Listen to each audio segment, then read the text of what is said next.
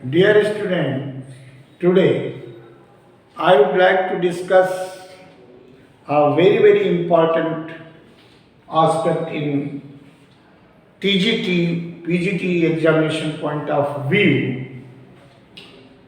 Actually, जो identification आता है जिसमें some words belong to different parts of speech, तो जो डिफरेंट पार्ट्स ऑफ स्पीच से वर्ड्स आते हैं उनमें आपने देखा है कि वर्ड एक है लेकिन उसका यूज अलग अलग पार्ट्स ऑफ स्पीच में है, तो उसको समझना बहुत आवश्यक है और बहुत महत्वपूर्ण। जैसे उदाहरण के लिए आज हम लोग लेते हैं एक शब्द है आल। सपोज ऑल है। अब आल का प्रयोग जो है अलग अलग, आल का प्रयोग अलग अलग पार्ट्स ऑफ स्पीच में, डिफरेंट पार्ट्स ऑफ स्पीच में कैसे होता है, तो इसी प्रकार से अब आपको ये भी करना है कि भाई जो पार्ट्स ऑफ स्पीच है उसमें कोई बहुत ज्यादा नहीं होंगे। पार्ट्स ऑफ स्पीच में जितने भी होंगे वो मात्र आप ये जान लीजिए कि 8 होते हैं। तो noun, pronoun, adjective, verb, adverb, preposition, conjunction और इंटरजेक्शन। इंटरजेक्शन का तो क्लियर होता है, मन का भाव, तो आपको रिकॉग्नाइज करने में कोई परेशानी नहीं होगी। तो मैं ये चाहता हूं कि जैसे आल का प्रयोग है तो इसमें आप अलग अलग सेंटेंस में अलग अलग टीजीटी वगैरह में पूछा जाता है कि इसको आइडेंटिफाई करिए। सपोज एक उदाहरण ले लीजिए कि योर फ्रेंड, और उस उदाहरण के थ्रू आप समझने का प्रयास करिए। आप लोग नोट करते रहें, लिखिए your friend was robbed of his all wealth, ऐसे कर दीजिए, robbed of all his, और इसको अंडरलाइन कर दीजिए, wealth। अब जरा सा देखिए ध्यान से, your friend was robbed of all his wealth। आल को रिकॉग्नाइज, एक और 2-3 सेंटेंस और ले लीजिए, फिर अंतर बताइए। ये पहला हो गया। दूसरा सेंटेंस, ऑल मैन शुड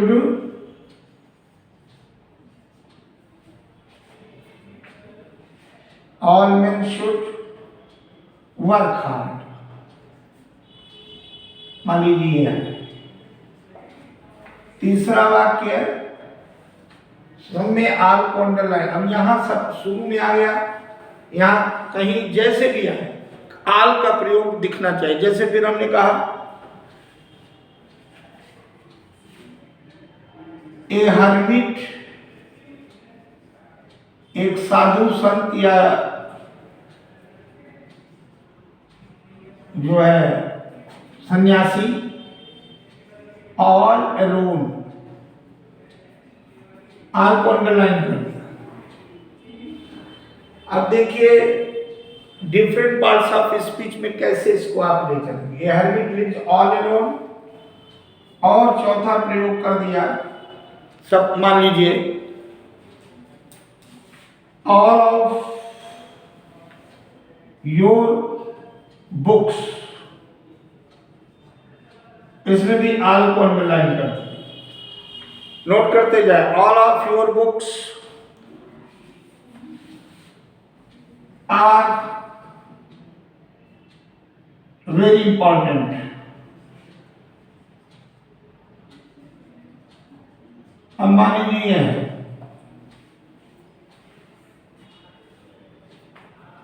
इसमें आप देखें इस आल की भूमिका, इसमें इस आल की भूमिका, इसमें आल की भूमिका, और अलग अलग ये बिलोंग कर रहे हैं। इनका प्रयोग, ये जो भी चारों वाक्यों में आल जो है तो ये it belongs to various parts of speech. अब एग्जामिनर पूछेगा कि इसमें आल किस पार्ट्स ऑफ स्पीच में, तो ध्यान दें यहां पर robbed of all is wealth आया है, तो तुम्हारे दोस्त का उसका अपना सारा धन लूट लिया गया। अब आप देखिए यहां पर ये अर्थ हिंदी में अगर करेंगे तो सारा कोई धन ही सारा धन, तो ये भूमिका होगी इसकी नाउन की। ध्यान दीजिए क्यों, क्योंकि वेल्थ को सपोर्ट कर रहा है, वेल्थ नाउन है कि नहीं, तो यहां ऑल हिज वेल्थ, आप जानते हैं अगर हिज न लगा तो ऑल वेल्थ तो फिर अलग हो जाएगा एडजेक्टिव में, लेकिन ऑल हिज वेल्थ है तो इसलिए नाउन के प्रयोग में है। अब जैसे all main should work hard, यहां पर देखिए तुरंत नाउन के ठीक पहले आया, नाउन के ठीक पहले आएगा तो एडजेक्टिव कहलाएगा। क्या कहलाएगा? एडजेक्टिव की भूमिका में है, यानी in this sentence all belongs to adjective, in the first sentence all belongs to noun, in the third sentence a hermit lives all alone, तो कंसीडर इट ऑल अलोन, यहां पर वर्ब के ठीक बाद आया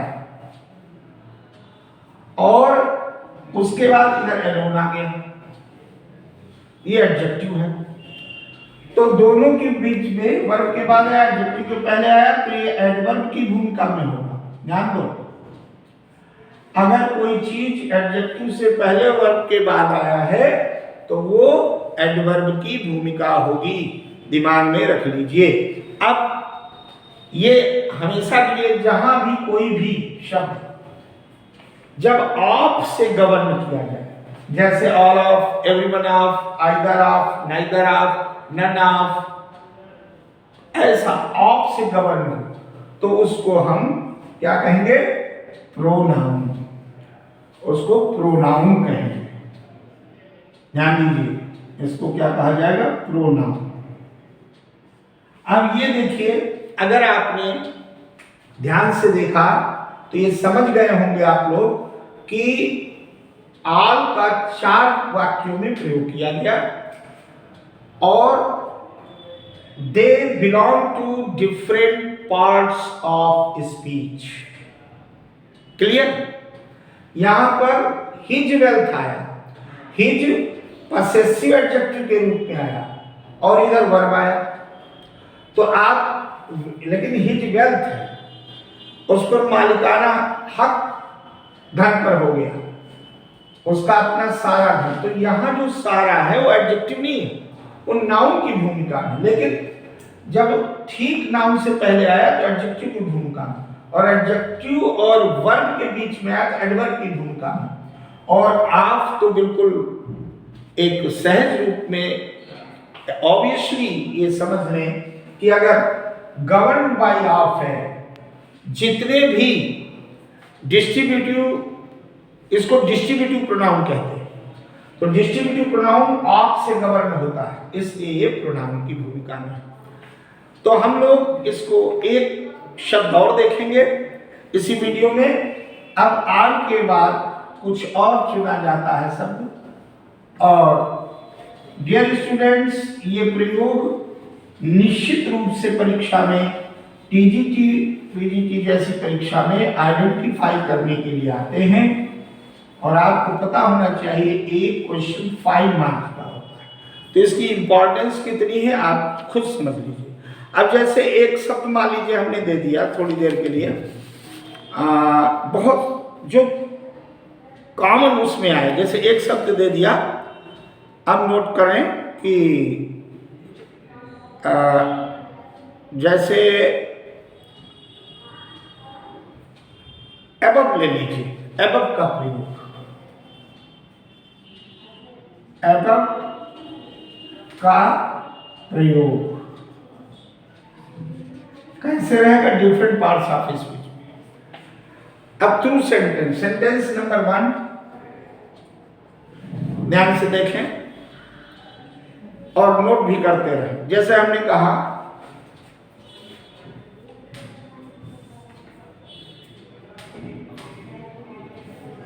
Almighty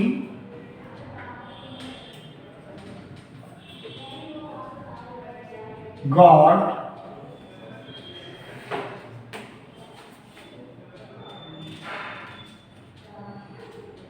lived above। अब ये वाक्य में एबव को अंडरलाइन कर दीजिए। फिर दूसरा सेंटेंस, मान लीजिए हम लोग कहते हैं the plane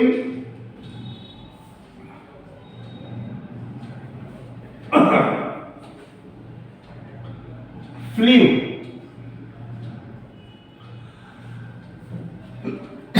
above us, above us। तीसरा दे दिया above के प्रयोग में, the above rule is very important। Note करते जाए वाक्य और अंडरलाइन करते जाएं एबव को रिकॉग्नाइज करने के लिए। और सेंटेंस लिख लीजिए, जैसे दे दिया she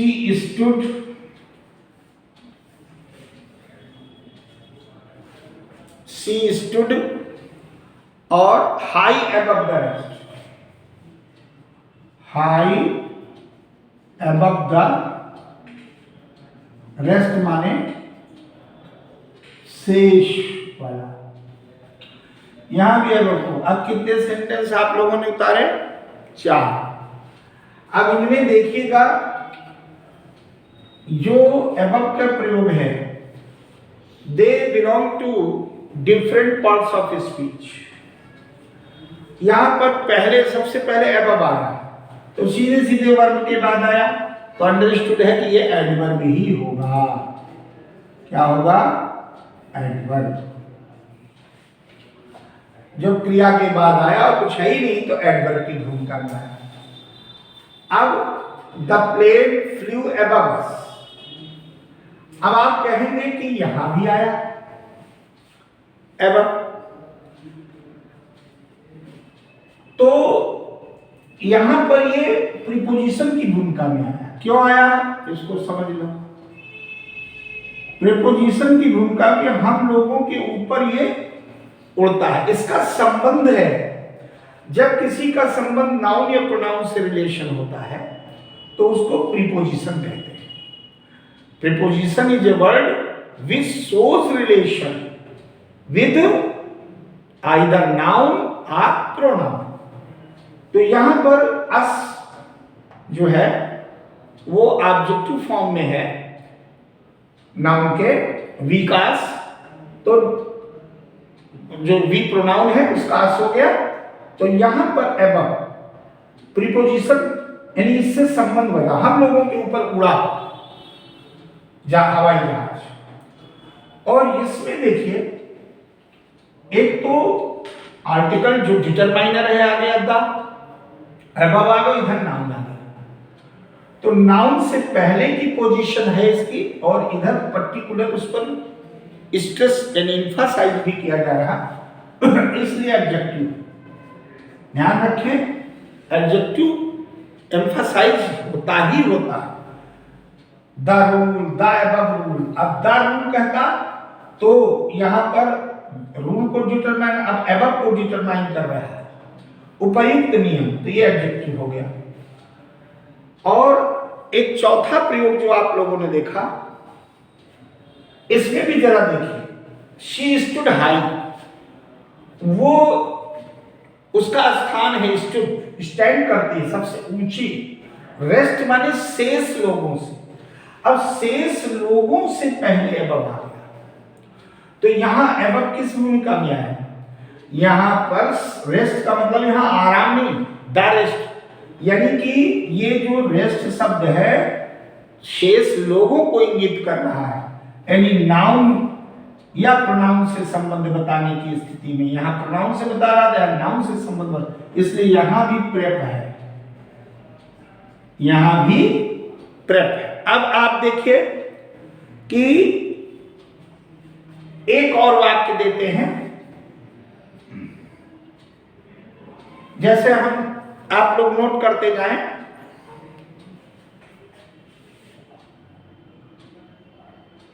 और good things, all good things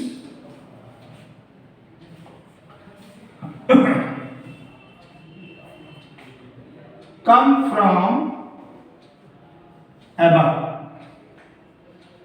और above के बाद कुछ भी नहीं। अब आप देख रहे हैं यहां above की भूमिका,